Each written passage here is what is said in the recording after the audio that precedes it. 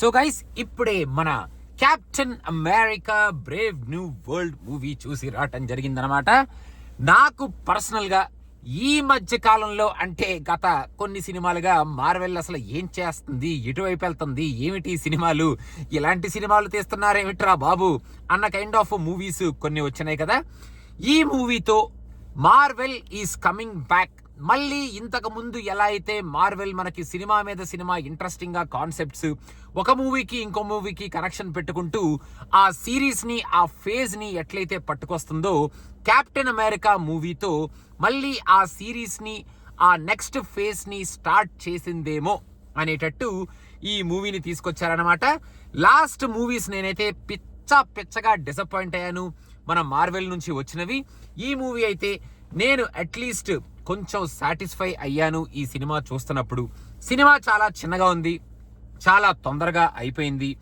ఈ మూవీని వాళ్ళు తీసుకెళ్లిన విధానం కూడా కొంచెం ఇంట్రెస్టింగ్ గా, మనకి ఎక్కడ బోర్ కొట్టకుండా, స్టోరీ లైన్ కొంచెం స్లిమ్ గానే ఉన్న ఆ స్టోరీ లైన్ ని ఇంట్రెస్టింగ్ గానే ప్రెజెంట్ చేస్తూ మనకి ఒక నాస్టాలజియా క్రియేట్ చేసేటట్టు ఒక మంచి హల్క్, ప్రీవియస్ హల్క్ మూవీస్ కనుక మీరు చూస్తూ ఉంటే ఆ ప్రీవియస్ హల్క్ మూవీస్ కి ఒక ఇంట్రెస్టింగ్ పాయింట్ తో ఈ సినిమాని కనెక్ట్ చేసి అక్కడ నుంచి ఇంట్రెస్టింగ్ క్యారెక్టర్ ని కూడా, ఒక క్యారెక్టర్ ని మనకి చూపించి ఈ సినిమాలో ఈ మూవీని ముందుకు పట్టుకెళ్లారనమాట.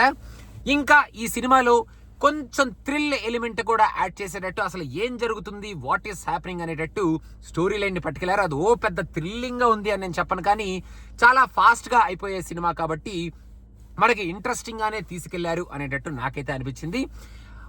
మన గ్రాఫిక్స్ అండ్ యాక్షన్ సీక్వెన్సెస్ బాగానే ఉన్నాయి, కానీ కొన్ని చోట్ల మరి మార్వెల్ మూవీస్ లో నేను రీసెంట్ గా అబ్జర్వ్ చేయలేదు, కానీ ఈ సినిమాలో మాత్రం గ్రీన్ స్క్రీన్లు మరి బాధొచ్చినట్టు, తన్నొచ్చినట్టు, కొట్టొచ్చినట్టు, పెచ్చగా చాలా సార్లు కనిపించినట్టు అనిపించింది. మరి మార్వెల్ చాలా సింపుల్ గా తీసేసుకొని ఇలాంటి సీన్లు తీసిందా, లేకపోతే okay we will do it more in the next movies అన్నట్టు ఆ సీన్లు మనకి ఈ సినిమాలో చూపించి వదిలేసిందా అనేది నాకు అర్థం కాలేదు. బట్ కొన్ని సీన్లు అయితే అలా కనిపించినాయి.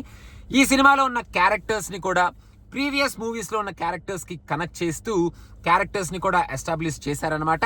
మీరు ఈ సినిమా చూస్తే ఆ క్యారెక్టర్స్ ఏమిటి అనేది మీకు అర్థమవుద్ది. ఇంకా ఒక మంచి ఇంట్రెస్టింగ్ క్యామియో ఉంది, అది కూడా మీరు సినిమా చూస్తే అర్థమవుద్ది. A very interesting cameo for a very small time ఈ సినిమాలో మనకి ఆ క్యామియో క్యారెక్టర్ వస్తుంది అనమాట.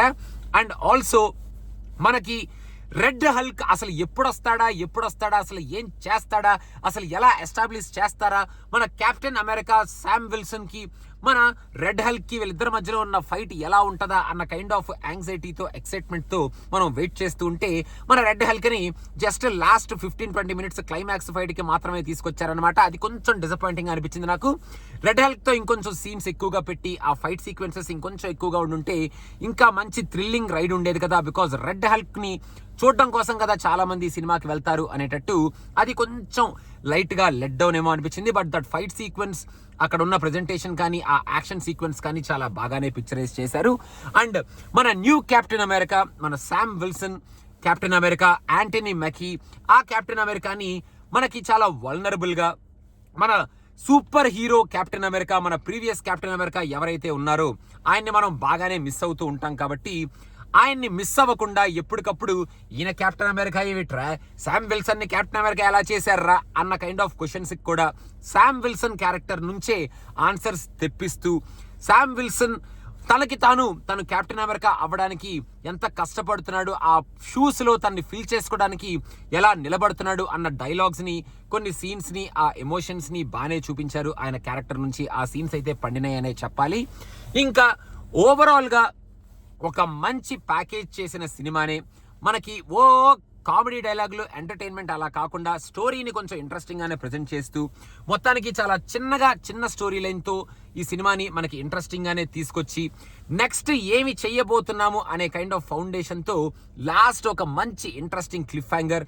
ఆ ఇంట్రెస్టింగ్ క్లిఫ్ హ్యాంగర్ లో సీన్ ఇంట్రెస్టింగ్ గా ఉందని చెప్పను, కానీ ఒక ఫెంటాస్టిక్ డైలాగ్ చెప్పించారనమాట. అక్కడ డైలాగ్ మాత్రం చాలా ఇంట్రెస్టింగ్ ఉంది. వాట్స్ గోనా కమ్ నెక్స్ట్ అనేటట్టు చాలా ఇంట్రెస్టింగ్ గానే తీసుకొచ్చారు. అండ్ ఎటర్నల్స్ లో మనకి కనిపించే ఒక కైండ్ ఆఫ్ ఇమేజరీ కూడా ఇక్కడ మనకి కనిపిస్తుంది. మీరు ట్రైలర్ లో కూడా చూసే ఉంటారు. సో ఓవరాల్ గా మనకి ప్రీవియస్ మార్వెల్ మూవీస్ ని కనెక్ట్ చేస్తూ ప్రీవియస్ మార్వెల్ మూవీస్లో ఉన్న క్యారెక్టర్స్ని మనకు అక్కడక్కడ చూపిస్తూ మొత్తానికి నెక్స్ట్ ఫేజ్ ఆఫ్ మార్వెల్ని స్ట్రాంగ్గానే తీసుకురాబోతున్నాము అనేటట్టు ఎస్టాబ్లిష్ చేస్తూ మరి ఒక గొప్ప బీభత్సమైన అబ్బా ఇది కదా కెప్టెన్ ఆఫ్ అమెరికా అని నేను చెప్పను, కానీ మనకి రీసెంట్గా మార్వెల్ నుంచి వచ్చిన రాడ్ రంబోల ఆ జంబలకడి పంబ సినిమాలు బంబోల జంబ ఆ సినిమాల కన్నా చాలా బెటర్గా ఉంది. నేనైతే మంచి సాటిస్ఫాక్షన్తోనే ఈ థియేటర్ నుంచి బయటికి వెళ్తున్నాను.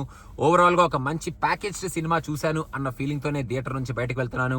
And I think Marvel is slowly realising where Marvel should go and what Marvel did in the last previous films and what Marvel fans are expecting from Marvel in the next future films అనేటట్టు తీసుకెళ్తుంది. And it all leads to మన Robert Downey junior మన doomsday. So చూద్దాం అక్కడ దాకా ఎలా తీసుకువెళ్తారో అని. మొత్తానికైతే ఇంట్రెస్టింగ్ గానే ఉంది అని నాకైతే అనిపించింది. చూడాలి అనుకుంటే హ్యాపీగా చూసేయండి. కెప్టెన్ అమెరికాని చూసేసాం అన్న టిక్ మార్క్ ని కొట్టేయండి. ఆ నాస్టాల్జియా ఫీలింగ్ ని మీరు కూడా నాలాగా అక్కడక్కడ వచ్చే సీన్స్ తో క్యారెక్టర్స్ తో ఫీల్ అవ్వండి. And Harrison Ford also did a wonderful job. First నుంచి లాస్ట్ వరకు యాక్టింగ్ చేస్తూ ఫ్యాంటాస్టిక్ గా చించి ఉతికారేశాడు ఆ క్యారెక్టర్ ని అని చెప్పాలి. ఇంకా ఓవరాల్ గా అదనమాట సంగతి.